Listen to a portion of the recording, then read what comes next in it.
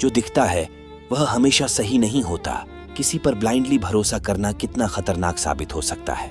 आज की हमारी कहानी आपकी आंखें खोल देंगी, इसलिए इसे एक बार तो हर किसी को जरूर देखना चाहिए। कहानी की शुरुआत में हम बेथ नामी महिला को देखते हैं, जो कैलिफोर्निया से यहाँ क्रोएशिया के ट्रिप पर आई है। इस जगह के बारे में उसने जितना सुना था, ये जगह उससे कहीं ज्यादा खूबसूरत थी। यात्रा के दौरान बेथ की जान पहचान टैक्सी ड्राइवर ज़ेन से हुई, जो कि सीरिया का रहने वाला था। यहाँ टैक्सी ड्राइवरी का काम करता था। वो बेथ को उसके मोटल पहुंचाकर जाते जाते अपना कार्ड भी देते गया, ताकि फिर कभी टैक्सी की जरूरत पड़े तो बेथ उससे संपर्क कर सके। ये है उसकी बेस्ट फ्रेंड केट। उसी ने इस ट्रिप को अरेंज किया है। मतलब बेथ को फ्लाइट से यहाँ बुलाने से लेकर आगे जितने खर्चे होने वाले हैं, सब उसी के ऊपर है। इसके लिए बेथ उसकी आभारी थी और इस ट्रिप को अरेंज करने के लिए छोटा सा गिफ्ट भी लेकर आई थी, जो कि महंगा तो नहीं था, फिर भी केट को पसंद आया। वैसे इस गिफ्ट का असली हकदार तो उसका पति जे है, जिसके क्रेडिट कार्ड पर वे इस ट्रिप को एंजॉय करने वाली है। ये है बेथ का पति रॉब। उनकी 1 साल की एक बेटी भी है, जिसे रॉब के हवाले कर वो ट्रिप पर आ तो चुकी थी, पर उसके बिना उसका मन नहीं लग रहा था। हालांकि रॉब उसका अच्छे से ख्याल रख रहा था और चाहता था कि बेथ बेफिक्र होकर ट्रिप को एंजॉय करे। आज रात केट ने रेस्टोरेंट में टेबल बुक किया है। बेथ के तैयार होते ही वे दोनों रंग जमाने निकल पड़ी। ये है इस मोटल का ओनर सेबास्टियन। जाते जाते केट उससे बेथ की जान पहचान कराती गई। रेस्टोरेंट पहुंचकर केट ने यहाँ के मेनू से सबसे महंगा सैम्पियन ऑर्डर किया। बेशक जे से उसका डिवोर्स होने वाला था, पर जब तक उसे पता न चले उसके क्रेडिट कार्ड पर वो मजे तो कर ही सकती थी। यही कुछ हाल बेथ और रॉब के भी रिश्ते का था। उनके बीच चीजें सही नहीं चल रही थी। हो सकता है जल्द ही उनके भी डिवोर्स की खबर मिले। मतलब दोनों के लाइफ की वट लगी पड़ी थी। खैर, जो होगा देखा जाएगा। सारे दुखों को दरकिनार कर वे हचक के खाए पिए जब पे करने की बारी आई तो पता चला कि कार्ड डिक्लाइन हो चुका था। बिल देखकर बेथ के होश उड़ गए। वही हाल केट का भी हुआ। इसके चलते वो जे पर भड़क उठी, पर कैसे ना कैसे करके बिल पे तो करना ही था। आधे पैसे बेथ भी देने को तैयार हुई, लेकिन केट ने ये कहते हुए मना कर दिया कि तुम अगले जगह पे कर देना। हालांकि बेथ का इतने से ही मन उब चुका था, वो वापस मोटल जाने की जिद करने लगी। पहले ही केट को उसे घर से बाहर लाने में कितने महीने लग गए। जब थोड़ी मस्ती करने की बारी आई, तब भी उसका वही पुराना रोना लगा है। काफी समझाने बुझाने के बाद वो मानी। यहाँ से उन्होंने ज़ेन की टैक्सी बुक की और एक मशहूर डिस्को बार गई। ड्रिंक वगैरह ऑर्डर कर ही रही थी। तभी केट की नजर 2 हॉट लड़कों पर पड़ी। उसने आव देखा ना ताव जाकर सीधे उनके साथ बैठ गई। पर बेथ को काफी असहज महसूस हो रहा था, क्योंकि वो शादीशुदा थी। उसे लड़कों के साथ फ्लर्ट करना ठीक नहीं लग रहा था। वही केट उसे बार बार चढ़ा रही थी कि ऐसा मौका बार बार नहीं मिलेगा। एक रात मजे करके देख लो, तुम्हारी सारी प्रॉब्लम्स दूर हो जाएंगी। वैसे भी रॉब को कुछ थोड़ी ना पता चलने वाला। इसी के चलते बेथ ने उन लड़कों की लाइट ड्रिंक पी। फिर जो नशा हुआ भाई साहब, उसकी आंख सीधे दोपहर को मोटल के बेड पर खुली। मामला अभी भी खराब ही चल रहा था। रात को पीने के बाद उनके साथ क्या क्या हुआ वो भी याद नहीं था। ऊपर से केट भी घर पर कहीं नजर नहीं आ रही थी। इतने में उसे फर्श पर एक टूटा हुआ ग्लास और खून दिखा। वो घबराकर तुरंत केट को कॉल मिलाई, लेकिन उसका मोबाइल स्विच ऑफ था। फिर रॉब को कॉल की, बताई कि रात को वो पार्टी के लिए गए थे। सुबह उठी तो केट घर पर नहीं थी। उसका फोन भी नहीं लग रहा। पर इसमें घबराने वाली तो कोई बात नहीं। गई होगी कहीं आ जाएगी। उसका ये कहना गलत नहीं था, क्योंकि बेथ उसे पूरी बात नहीं बताई। फौरन सेबास्टियन से मिली कि शायद उसे केट बताकर गई होगी, पर उसे भी केट ने कुछ मैसेज नहीं दिया था। वैसे सेबास्टियन उन पर भड़का हुआ था, क्योंकि इन्होंने यहाँ का रूल तोड़कर पिछली रात 2 लड़कों को साथ लाया था, जिसका वो अलग से चार्ज करने वाला है। भाई साहब, बेथ भौचक्की रह गई, कहीं केट के साथ कुछ अनहोनी ना हो गया हो। इसी के चलते वो तुरंत स्थानीय पुलिस स्टेशन में केट के गुमशुदगी की रिपोर्ट दर्ज करवाने पहुंची। उन लड़कों से मिलने से लेकर उनके घर आने, फर्श पर खून तक का सारा ब्यौरा पुलिस को दी। लेकिन उसे ना ही तो उन लड़कों का नाम पता था और ना ही उस बार का नाम याद आ रहा था।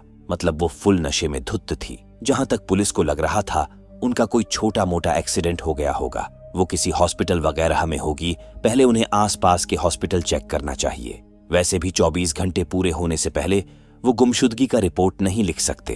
अक्सर लोग 24 घंटों से पहले ही घर आ जाते हैं, इसलिए बेथ को भी इंतजार करना होगा। पर उससे इंतजार ही तो नहीं हो रहा था। उसने चट से ज़ेन को बुलाकर सारी प्रॉब्लम बताई। ज़ेन टैक्सी ड्राइवर है, तो वो उस बार को पहले से ही जानता होगा। उसका अंदाजा बिल्कुल सही था। ज़ेन पिछली रात उन्हें the blue parlour bar drop किया था। वे फॉलन ब्लू पार्लर गए ताकि उन 2 लड़कों के बारे में कुछ पता चल सके। जब बात सीधे तरीके से नहीं बनी तो ज़ेन सीरिया वाले अवतार में उस बारटेंडर की क्लास लेने लगा। तब जाकर उसने असल सच्चाई बताई। वो दोनों लड़के बार में नए टूरिस्ट लड़कियों के साथ अक्सर दिखा करते हैं। शायद इन लड़कियों ने उन दोनों को हायर किया था। भाई साहब, ये जान तो बैथ के पैरों तले जमीन खिसक गई। तभी तो केट उसे बार बार फ्लर्ट करने के लिए उकसा रही थी। मतलब उसकी बेस्ट फ्रेंड ही उसकी लुटिया डुबो गई। पैसे बनाने के लिए लोग पता नहीं कौन कौन से पैतरे आजमाते रहते हैं, या फिर कुछ और बात भी हो सकती है। इसलिए बैथ ने उन लड़कों का नाम भी पूछ लिया। उनका नाम था मथियो और लुका। हालांकि ये उनके सही नाम है, इसका कोई पुख्ता सबूत नहीं था। देखते ही देखते रात के 8 बज गए, फिर भी केट का कुछ पता नहीं चल सका। अगले दिन बैथ के वापसी की फ्लाइट थी, पर केट को मझधार में छोड़कर वो जाना नहीं चाहती थी। लेकिन कल घर नहीं लौटी तो रॉब को प्रॉब्लम हो जाएगी।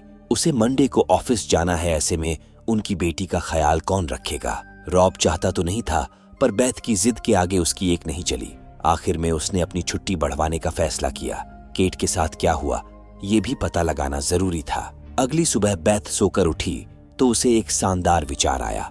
उसने इंस्टाग्राम पर ब्लू पार्लर एस्कॉर्ट सर्च की तो सर्च लिस्ट में वे दोनों मिल गए। बकायदा फोन नंबर वगैरह भी डाल रखे थे। उनको हायर करने के लिए बैथ ने ज़ेन की मदद ली। मामला फिट हो चुका था, दोनों इसी जगह मिलने आने वाले थे।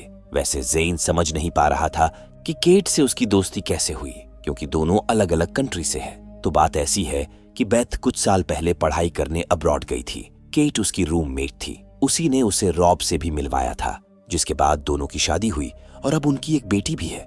मतलब उनके रिश्ते को बनाने में केट का अहम भूमिका था।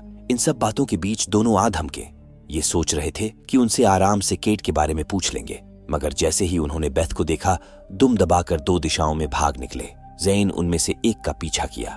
काफी भगाने के बाद आखिरकार वो इनके हत्थे चढ़ गया। शक्ति बरतने पर उसने बताया कि वो तो इस फार्मूले को बस टूरिस्ट लड़कियों को लूटने के लिए इस्तेमाल करते हैं। उन्हें केट के बारे में नहीं पता, क्योंकि वो उस रात 3 बजे ही केट का बैग वगैरह चुराकर रफू चक्कर हो लिए थे।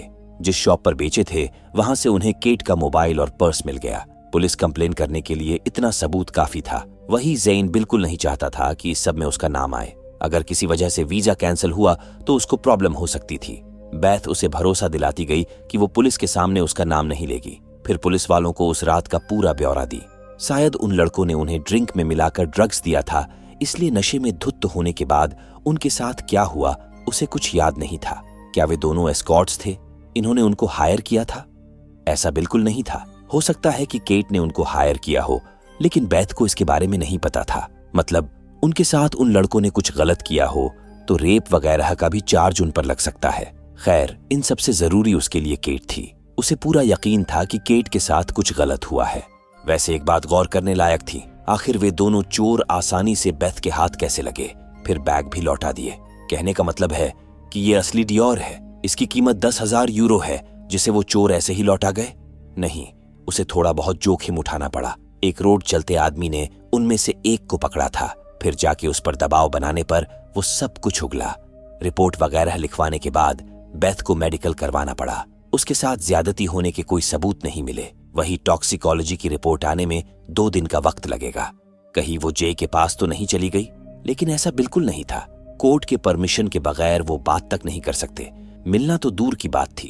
क्या मतलब, पिछले फ्राइडे को ही तो वो जे को क्रेडिट कार्ड के लिए फोन की थी। कौन सा क्रेडिट कार्ड? भाई साहब, जैसा वो केट को समझ रही है वैसा तो वो बिल्कुल नहीं है। उसे भला वो अपना क्रेडिट कार्ड क्यों देगा? गायब होना उसकी पुरानी आदत है। एक बार वो छोटी सी बात पर बिना कुछ बताए न्यूयॉर्क भाग गई थी। 7 दिन तक उसका कुछ पता नहीं चला। इसीलिए उसका चक्कर छोड़ बैथ को घर लौट जाना चाहिए। जे ने इतना समझा बुझाकर फोन काट दिया। हैरान परेशान वापस मोटल लौटी तो पता चला कि आज सुबह 11 बजे का चेकआउट था। सेबास्टियन नए गेस्ट के आने की तैयारी भी शुरू कर चुका था। हालांकि बैथ को अभी और रुकना था। उसने बताया कि उसी रात से उसकी फ्रेंड गायब है। जब तक वो मिल नहीं जाती उसे कमरा चाहिए। सेबास्टियन के पास नीचे एक खाली कमरा था, जिसे वो बैथ को डिस्काउंट लगाकर दे दिया। सुबह से भाग दौड़ कर वो थक चुकी थी। तुरंत केट का मोबाइल चार्ज में लगाकर सो गई। पर उसने केट के मोबाइल के बारे में पुलिस को क्यों नहीं बताया? बैथ भी पुलिस से बहुत कुछ छिपा रही है। जब नींद खुली तो शाम हो चुका था। उसने केट का फोन ऑन किया, लेकिन पासवर्ड के चलते खोल नहीं सकी। भूख अलग ही सता रहा था, इसलिए बाहर डिनर करने के लिए ज़ेन को बुलाई। पता चला कि रॉब बेटी को बेबी सिटर के हवाले कर यहाँ आ चुका था। दरअसल उसे बेथ की काफी चिंता हो रही थी। कब हुआ, कैसे हुआ, केट ने घर पे 2 एस्कॉर्ट्स को बुलाया। बेथ नहीं जानती थी कि वो एस्कॉर्ट्स है। इस पर बहस चल ही रही थी, तभी उन्हें एक खबर मिली। बॉडी से नाख्त करने के लिए उनको फौरन बुलाया गया। पता चला कि वो केट ही थी जिसकी बॉडी उन्हें पानी में तैरती हुई मिली। वो डूबकर मरी या फिर किसी ने मारकर पानी में फेंक दिया, ये कहना मुश्किल था। ऑटोप्सी के बाद ही सब कुछ क्लियर हो पाएगा। बेथ का रो रोकर बुरा हाल था। वो सब कुछ निपटा कर ही वापस जाना चाहती थी, इसलिए रॉब ने उस पर दबाव नहीं बनाया और अकेले ही घर लौट गया। इसके बाद बेथ वापस इंस्पेक्टर पाविक से मिली। उसे एक आखिरी बार केट को अलविदा कहना था। हालांकि बात तो कुछ और ही थी। 1 मिनट केट के साथ अकेले रहने को बोल वो उसके फेस से उसका मोबाइल अनलॉक कर ली। आखिर वही हुआ जिसका उसे डर था। जब वो व्हाट्सएप चैट ओपन की तो दंग रह गई। दरअसल उसके पति रॉब और केट के मैसेजेस से पूरा चैट भरा पड़ा था। वे दोनों मिलकर बेथ को चीट कर रहे थे। इसी अफेयर के चलते केट जे को डिवोर्स देकर रॉब से शादी करने के फिराक में थी। रॉब भी बेथ से छुटकारा पाने के लिए कोशिश कर ही रहा था। ये बात केट का पति जे जानता था, लेकिन उसने बेथ को नहीं बताया क्योंकि तब वो मां बनने वाली थी। ये मामला और पेचीदा होता जा रहा था। 2 दिन बाद टॉक्सिकोलॉजी की रिपोर्ट आ चुकी थी। रिपोर्ट के मुताबिक केट की बॉडी में भारी मात्रा में कोकेन और केटामाइन पाया गया, जबकि बेथ ने पुलिस वालों से सरासर झूठ बोला। अगर वो झूठ नहीं बोलती तो नशेड़ी समझ पुलिस वाले उसकी खोजबीन नहीं करते, इसलिए उसने ये बात छिपाई। पर उस झगड़े का क्या जो उसने केट के साथ किया था? उन दोनों एस्कॉर्ट्स ने गवाही दी है। वहां और भी लोग थे जिन्होंने दोनों को झगड़ते देखा था। फिर उसी रात केट की मौत हो जाती है। ये कोई इत्तेफाक तो नहीं हो सकता। रह गई बात उन दोनों लड़कों की, तो वे उनको रात 3 बजे छोड़कर ही चले गए थे। तब केट घर पर ही थी। ये गवाही मोटल के ओनर सेबेस्टियन और टैक्सी ड्राइवर ने दी है। उन्हें लग रहा था कि बेथ ने उसे मारा या फिर वो पुलिस से कुछ छिपा रही है। सचमुच वो रॉब और केट के अफेयर उनसे छिपा रही थी। जब तक ये केस सॉल्व नहीं हो जाता उसका पासपोर्ट जब्त कर लिया गया। फिलहाल के लिए इंस्पेक्टर पाविक उसे उसके मोटल छोड़ आए। फिर मोटल ओनर को कुछ हिदायत देते गए। बेथ वहीं पर थी, लेकिन उनकी भाषा समझ नहीं सकी। इन सब झमेले से खाली हुई तो रॉब की क्लास लेना शुरू की। पहले तो वो छिपाने की कोशिश किया, लेकिन जब पता चला कि बेथ उनकी सारी चैट पढ़ चुकी है, तब जाकर उसने अपनी गलती मानी। पर गलती मानने से भी क्या ही फायदा। अगली सुबह शक के आधार पर बेथ को गिरफ्तार कर लिया गया। दरअसल पुलिस को इस बात की खबर लग चुकी थी कि बेथ मिस्टर जकारिया के टच में है। उसी के बदौलत उन्होंने उन चोरों में से एक को पकड़ा था। बेथ ने ये बात छिपाकर आफत मोल ली थी। तो बात ऐसी है कि जकारिया एक अल्बेनियन गैंग का मेंबर है जो ह्यूमन ट्रैफिकिंग जैसे अपराध को अंजाम देते हैं। उसने केट को मारा है, जिसके लिए बेथ ने उसको हायर किया है। भाई साहब, उसके तो होश ही उड़ गए। आखिर वो केट को क्यों मरवाना चाहेगी? वो तो उसकी बेस्ट फ्रेंड थी। दरअसल पुलिस वाले उसके पति रॉब और केट के अफेयर के बारे में जान चुके थे। केट उनके परिवार में आग लगा रही थी, इसीलिए बेथ ने इस घिनौने काम को अंजाम दिया। फिलहाल तो ये उनका अनुमान है, पर जल्द ही वो सब कुछ पता लगा लेंगे। पूछताछ करके उसे छोड़ दिया गया। वापस घर लौटी तो उसके कमरे में ज़ेन पहले से ही मौजूद था। वो यहाँ बेथ से मिलने आया था, पर वो नहीं थी, इसलिए सेबास्टियन ने उसे यहाँ रुकने दिया। असल में पुलिस वाले केट के मर्डर केस में शक के आधार पर उसे भी पकड़ कर ले गए थे। जिस रात केट का मर्डर हुआ, ज़ेन पूरी रात गाड़ी ड्राइव कर रहा था। ऐप में सब कुछ ट्रैक्स है। उसके खिलाफ कोई सबूत नहीं मिला, इसलिए छोड़ दिए। रह गई अल्बेनियन गैंग वाली बात, तो एक बार ज़ेन ने उस गैंग के सरगना के बेटे की जान बचाई थी। उन दिनों सीरिया में युद्ध के हालात थे। तब अल्बेनियन गैंग के सरगना ने वहां से निकलने में ज़ेन की मदद की थी। फिर यहाँ का वीजा भी दिलाए। मतलब वो उनके लिए काम नहीं करता। यकीन करना तो मुश्किल था, पर बेथ ने अपनी दिल की सुनी। अगली सुबह उठी तो एक सवाल मन में उठा। आखिर पुलिस को रॉब और केट के अफेयर के बारे में पता कैसे चला? कहीं पाविच उसके रूम में कैमरा वगैरह लगाने को तो नहीं बोल गया था? बेथ बारीकी से कमरे की जांच की। उसे आईने के ऊपर एक कैमरा मिला। इसी कैमरे के जरिए वो बेथ पर नजर रख रहे थे। मौका मिलते ही उसने सेबास्टियन के ऑफिस की चाबी चुरा ली। पता चला कि उसने अपने म्यूजिक ऑफिस को सिनेमा हॉल बना रखा था। उसने घर के हर कमरे वगैरह में कैमरा लगा रखा था, जिससे बेथ को फ्राइडे नाइट की रिकॉर्डिंग मिल गई। उस रात वो नशे में धुत थी, इसीलिए एस्कॉर्ट्स और केट उसे घर लाकर सुला दिए। फिर केट उन दोनों के साथ कुछ वक्त गुजारी। जब वो नहाने चली गई तो वे उसका पर्स मोबाइल लेकर फरार हो गए। इसी लफड़े के चलते केट के हाथ से ग्लास टूट गया, पैर जख्मी हुआ। फिर भी वो उनके पीछे भागी, लेकिन वे उसके हाथ नहीं लगे। भाग्य संयोग उनके पीछे ही एक टैक्सी गुजर रही थी, जिस पर सवार होकर केट उनके पीछे गई। बेथ ने उस टैक्सी का नंबर नोट कर लिया। दूसरे स्क्रीन पर हम सेबास्टियन को भी देख पाते हैं, जो कि वापस आ चुका था, पर केट उसे नहीं देख सकी। रिकॉर्डिंग 1 घंटे फॉरवर्ड करने के बाद केट एक ब्लैक कलर की कार में वापस आई। देखने से लग रहा था कि वो कार वाले पर भड़की हुई थी। इससे पहले कि बेथ उस कार का भी नंबर नोट करती सेबास्टियन आधम का, किसी तरह वो उसे धक्का देकर भाग निकली, लेकिन उसने पहले ही दरवाजे पर बहुतेरों लॉकर लगा रखा था। अगले पल गिड़गिड़ाने लगा कि पुलिस के सामने उसकी पोल न खोले। ये सब कैमरे बस वो सिक्योरिटी पर्पस के लिए लगा रखा है। साथ ही साथ ताबड़तोड़ कैमरा फुटेज भी डिलीट करने लगा जो कि बेथ के बेगुनाही के सबूत थे।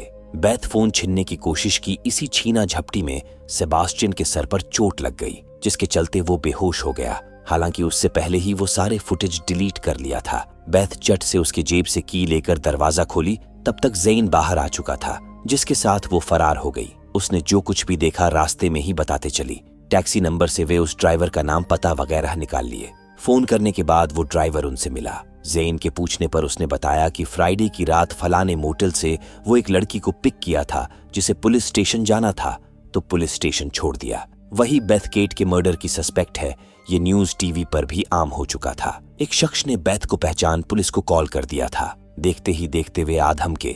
यहीं पर बेथ ने उस दूसरे कार का भी नंबर पहचान लिया और भाग निकली। पुलिस वाले उसका पीछा किए। अब जाकर बेथ को मामला छोड़ा बहुत समझ आने लगा था। उस रात केट चोरी की कंप्लेन लिखवाने गई थी, जिसके बाद इंस्पेक्टर पाविच उसे घर छोड़ने आया था। फुटेज देखने से साफ पता चल रहा था कि केट पाविच पर भड़की हुई थी। शायद पाविच को केट पसंद आ गई होगी। केट ने मना किया होगा तो वो उसको मार डाला। इन्हें फौरन किसी वकील से मिलना चाहिए। तब तक पुलिस वाले इनके काफी करीब आ चुके थे। बेथ को भगाने के लिए ज़ेन खुद पकड़ा गया।